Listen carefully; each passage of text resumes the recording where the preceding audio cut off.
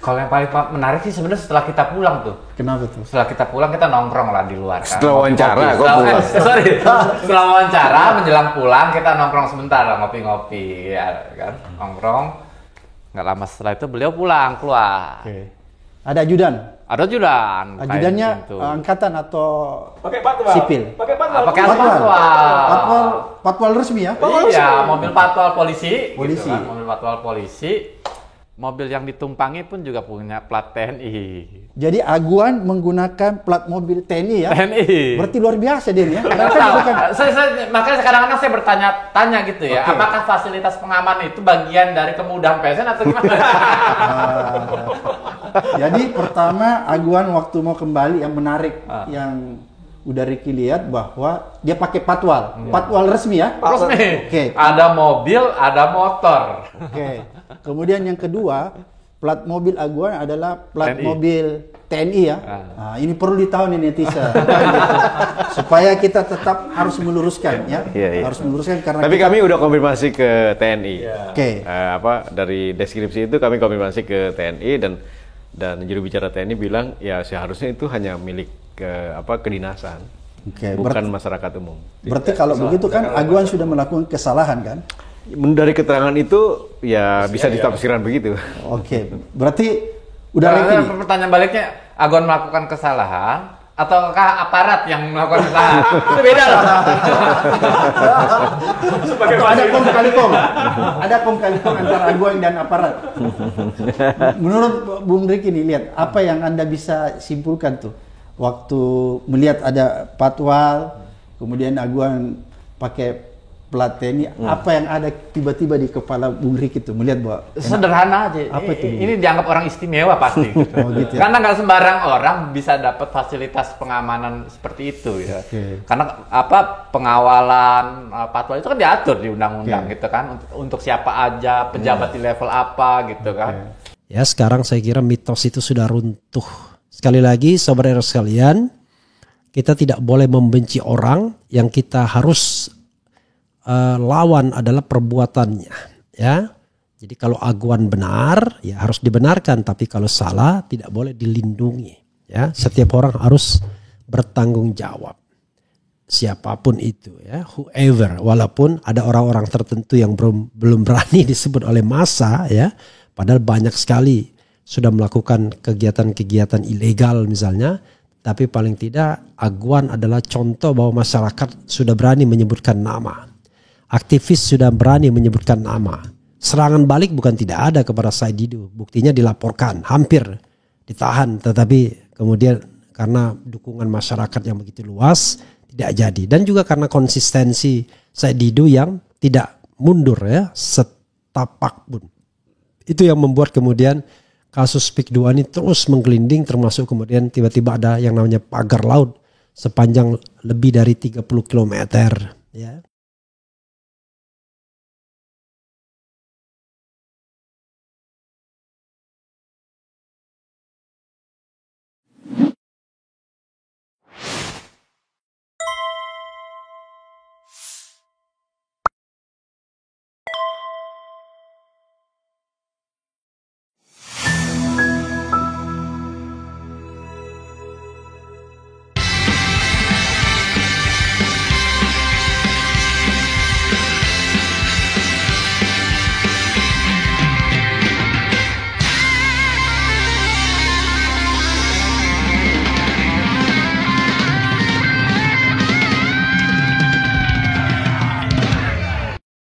Sebagai proyek strategis nasional. Karena KPK punya kewenangan untuk melakukan pemeriksaan terhadap penyelenggara negara, baik yang ada di tingkat daerah maupun yang ada di tingkat pusat. Karena kita bisa duga bahwa penetapan PIK menjadi PSN itu tidak terlepas dari praktek kong kali kong, praktek suap menyuap, ya, dan lebih jauh kita bisa melihat bahwa di situ ada kerugian negara sebenarnya, pasal 2 kerugian negara. Oleh karena itu ini menjadi kewenangan KPK dan kita sudah sampaikan langsung kepada pimpinan KPK. Data-data yang kita punya cukup banyak, kita sudah kolek dalam satu sistem sehingga begitu dibutuhkan kita bisa langsung mendistribusikan kepada KPK untuk membantu KPK melakukan penyelidikan lebih cepat. Tapi kami yakin juga bahwa KPK juga pasti punya data yang cukup untuk melakukan yang namanya full bucket.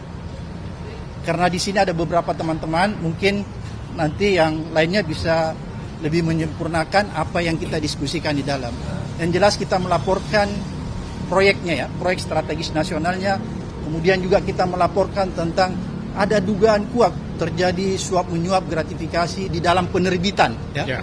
Penerbitan sertifikat di atas laut ya, yang diduga kuat dilakukan oleh Agung Sedayu Group dan anak perusahaannya yang ya. super cepat satu yang lagi. Super cepat. Oleh karena itu kita meminta supaya KPK tidak usah khawatir memanggil orang yang merasa dirinya kuat selama ini, yaitu Aguan. Ya, karena nama ini seolah-olah diciptakan mitos bahwa dia tidak tersentuh oleh hukum. Ya. Oleh karena itu kita ingin mendorong KPK supaya orang ini segera diperiksa. Nggak boleh ada seseorang secara individu mengatur negara ini. Tidak boleh ada seseorang secara individu mengatur presiden. Oleh karena itu tegas sikap kita semua bahwa kita meminta KPK untuk segera melakukan penyelidikan, investigasi lebih cepat terhadap kasus proyek strategis nasional. Assalamualaikum warahmatullahi wabarakatuh. Sobat RH sekalian, jumpa lagi kita di channel yang keren ini. Keren jadas. Ya, sobat RH sekalian, jangan ragu-ragu ya untuk memanggil Aguan. Jadi tidak ada yang namanya untouchable person, orang yang tidak tersentuh. Apalagi ada orang yang bisa mengatur negara, bisa mengatur presiden. Seperti masa lalu, di era Orde Lama, di era Orde Baru, ya, di era pemerintahan Presiden Gus Dur, sampai kemudian di era sekarang ini, ya. Begitu sobat era sekalian. Saya senang ya kalau Abraham Samad tetap komit ya. Said Didu terus, Eros Jarot terus, kemudian di situ juga ada Petrus Celestinus ya, yang ketika PDIP berkuasa pernah melaporkan saya dan aktivis lainnya. Syukur sekarang dia sudah taubat ya.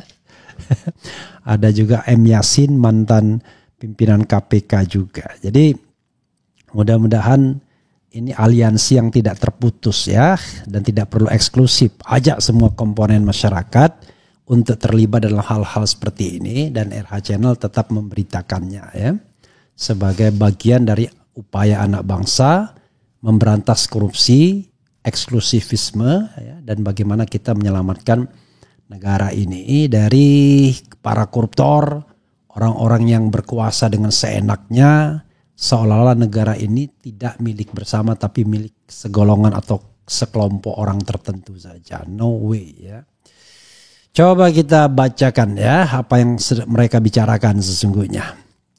Ini ada dua berita. Laporkan skandal pagar laut ke KPK, Said Didu klaim akan bongkar keterlibatan Jokowi. Abraham Samad, Said Didu hingga Roy Suryo sambangi KPK laporkan dugaan korupsi, seret nama Jokowi. Coba kita bacakan ya. Kalau yang saya kenal ada Antoni Budiawan ya. Kemudian ada Eros Jarot, ada Sahran, lupa saya namanya. Kemudian ada mantan wartawan ya. Kemudian ada Roy Suryo, ada Abraham Samad, Said Didu, M. Yasin. Kemudian ya itulah ya yang kita lihat ya. Oke. Coba kita bacakan ya. Republik Merdeka. Mantan pimpinan Komisi Pemberantasan Korupsi hingga sejumlah aktivis dari berbagai kalangan sambangi gedung Merah Putih KPK Jalan Kuningan Persada Kafling 4 Setiabudi Jakarta Selatan Jumat 31 Januari 2025. Pantauan RMOL para pihak yang hadir ke gedung Merah Putih KPK yakni mantan pimpinan KPK Abraham Samad, pakar telematika Roy Suryo, Managing Director Political Economy and Policy Studies PEPS Antoni Budiawan, aktivis Said Didu, budayawan Eros Jarot, dan aktivis anti korupsi lainnya. Kedatangan mereka langsung disambut protokoler pimpinan KPK. Mereka dikabarkan akan bertemu langsung dengan pimpinan KPK. Ya, ini berita sebelumnya kayaknya ya. Di hadapan pimpinan KPK, mereka akan melaporkan sejumlah kasus dugaan tindak pidana korupsi yang menyeret nama Presiden ke-7 Joko Widodo. Saat tiba di Gedung Merah Putih, Abraham Samad terlihat membawa sebuah amplop coklat yang berisi sebuah kertas. Sementara itu, tim juru bicara KPK Budi Prasetyo membenarkan bahwa KPK menerima audiensi dari koalisi masyarakat sipil. Pertemuan ini sebagai bentuk pelibatan publik dalam pemberantasan korupsi, terlebih setiap upaya pemberantasan korupsi yang KPK lakukan, baik melalui pendekatan pendidikan, pencegahan maupun pendidikan, butuh peran serta dan dukungan masyarakat, kata Budi dalam keterangan tertulis ya. Nggak ada cara lain ya, memang hanya KPK saja. Walaupun KPK-nya KPK siapa ya.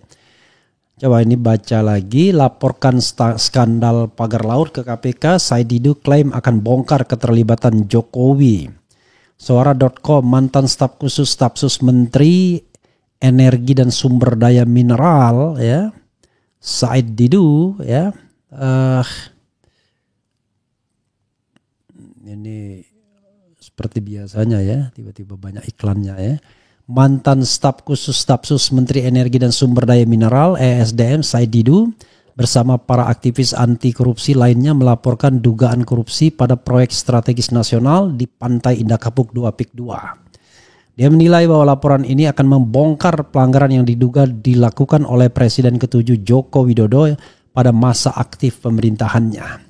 Saya pikir yang kita laporkan adalah pintu masuk untuk membongkar legalisasi perampokan negara yang dilakukan oleh Presiden Jokowi selama 10 tahun, kata Said di Gedung Merah Putih, Komisi Pemberantasan Korupsi Jakarta Selatan Jumat.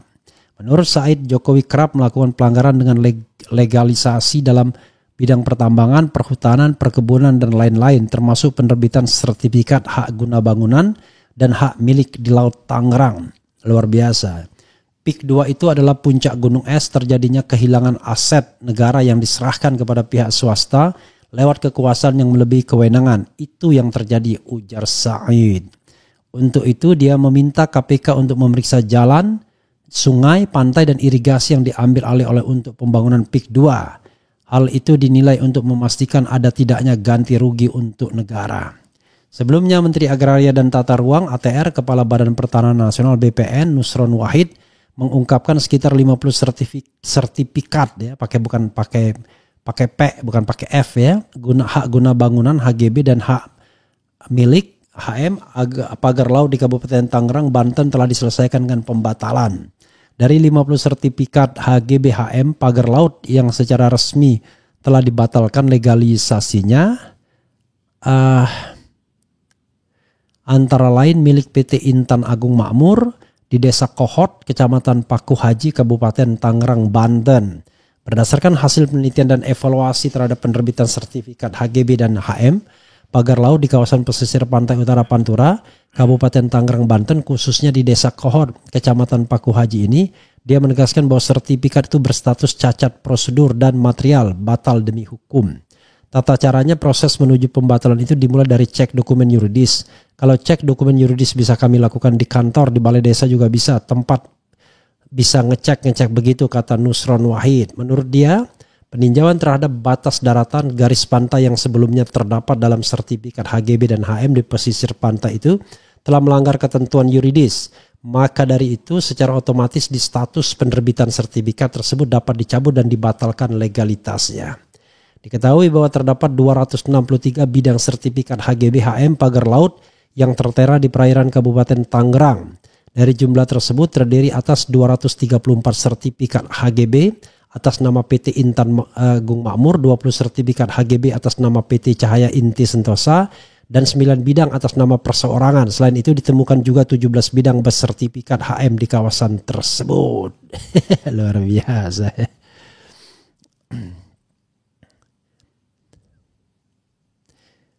Ini ya. Ada lagi nih. Laporkan aguan ke KPK soal skandal HGB pagar laut. Abraham Samad, mitos dia tak bisa tersentuh hukum. Ya. Kami melaporkan tentang ada dugaan kuat terjadi suap menyuap gratifikasi di dalam penerbitan sertifikat di atas laut yang diduga kuat dilakukan oleh Agung Sedayu Group dan anak perusahaannya, kata Abraham di Gedung Merah Putih, Jakarta Selatan. Untuk itu Abraham berharap KPK tidak merasa takut untuk memeriksa Aguan dalam mengusut perkara ini meski Aguan dinilai sebagai mitos orang yang tidak bisa tersentuh hukum. Ya, sekarang saya kira mitos itu sudah runtuh. Sekali lagi saudara sekalian, kita tidak boleh membenci orang, yang kita harus lawan adalah perbuatannya. Ya, jadi kalau Aguan benar, ya harus dibenarkan. Tapi kalau salah, tidak boleh dilindungi. Ya, setiap orang harus bertanggung jawab. Siapapun itu, ya, whoever. Walaupun ada orang-orang tertentu yang belum berani disebut oleh massa, ya, padahal banyak sekali sudah melakukan kegiatan-kegiatan ilegal misalnya.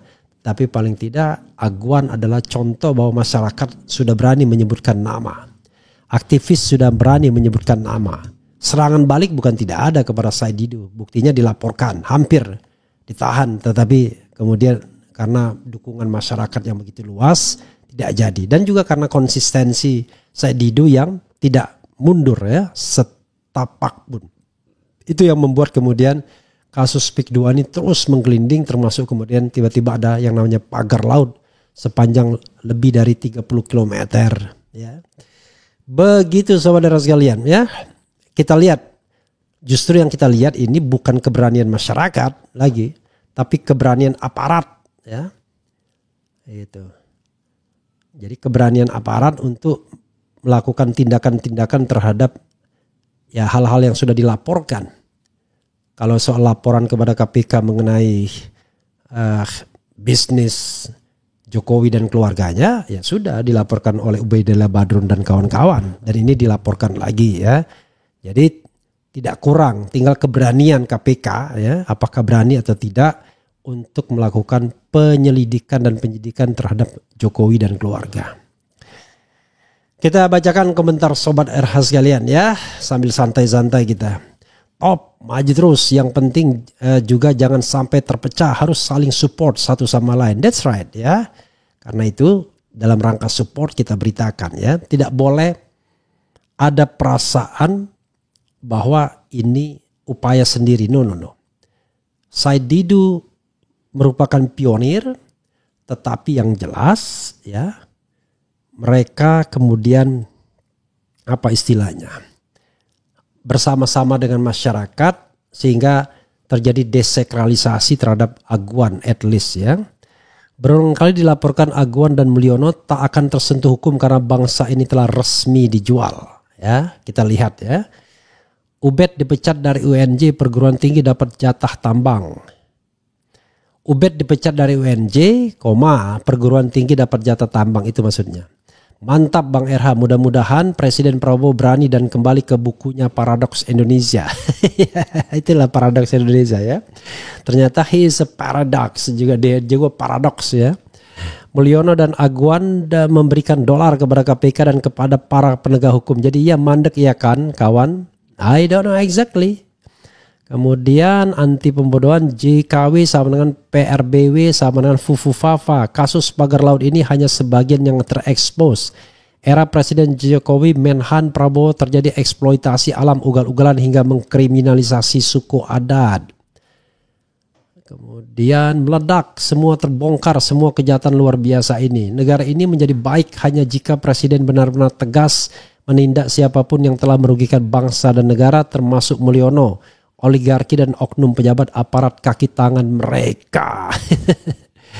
Ingat bahwa cuma 2 tahun saja setelah terpilih dipanggil Jinping. Itu yang bikin kuat Aguan dan Mulyono.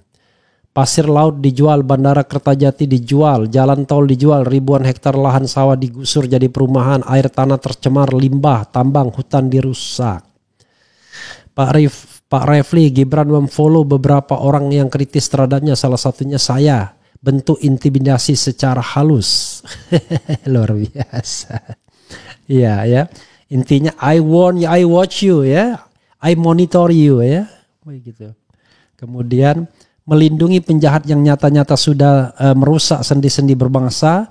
Menjara aset-aset negara, merampas tanah rakyat dan lain-lain sama jahat dan biadabnya dengan perampokan itu sendiri.